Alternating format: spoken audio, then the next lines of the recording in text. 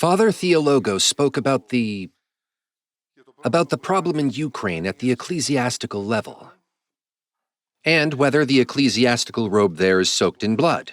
Certainly it is soaked, and not as of just a few days ago. It has been soaked in blood for many decades, not just since 1990.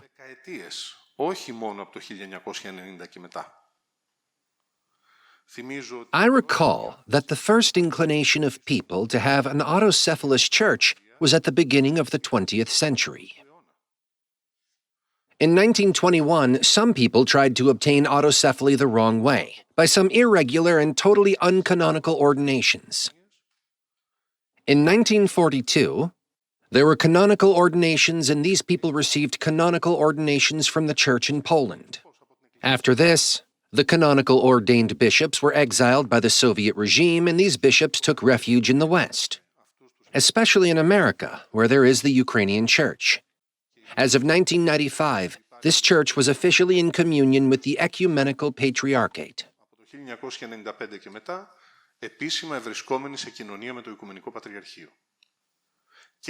Some of the Ukrainian bishops in leadership positions today received their ordination after 1990 from the bishops of this Ukrainian church in America.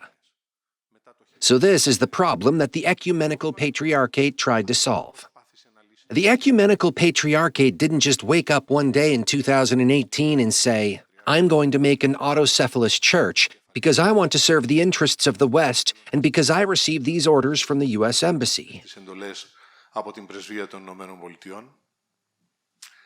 Since 1990, discussions had begun between the Ecumenical Patriarchate and the Church of Moscow about granting autocephaly to Ukraine and recognizing bishops who separated themselves in a non-canonical way from the Ukrainian Church, which was under the Moscow Patriarchate.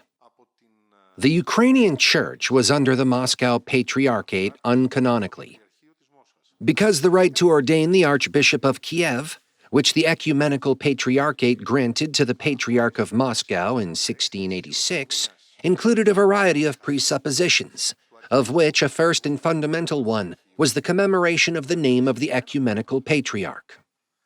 Εκ των οποίων ένα πρώτο και βασικό ήταν η μνημόνευση του ονόματος του Οικουμενικού Πατριάρχου. When I, as a bishop, commemorate a superior hierarch, the Patriarch, for example, it means that I have my canonical reporting to him.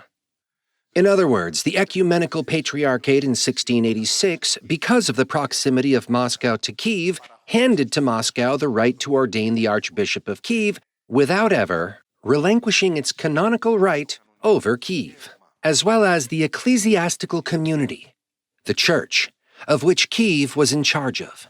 Unfortunately, from 1990 to 2018, despite all the discussions, no solution was found, especially after 2014, when the Russians occupied Crimea. Και ιδιαιτέρως μετά το 2014, οπότε και οι Ρώσοι κατέλαβαν την Κριμαία. First of all, it wasn't possible for the Patriarch of Moscow to go to Ukraine. There was opposition even to the commemoration of his name, not only from the bishops, but also from the priests, because the Slavs, even though it is not correct, have a different order concerning commemoration. Even a simple priest commemorates not only his local bishop, but also the head of the church, namely the Patriarch of Moscow. There were instances where the priests in the parishes were commemorating the Patriarch. Of our father and our Patriarch Cyril, I don't know how they say it exactly, and our Archbishop, let's say Onufri, or somehow like that. And the people didn't want to hear the name of the Patriarch of Moscow, because they saw in him as a representative of the invader, who came into their land, their country, into Crimea, and took over that place. Χώρα του στην Κριμαία και κατέλαβε αυτόν τον τόπο. Και το Οικουμενικό Πατριαρχείο.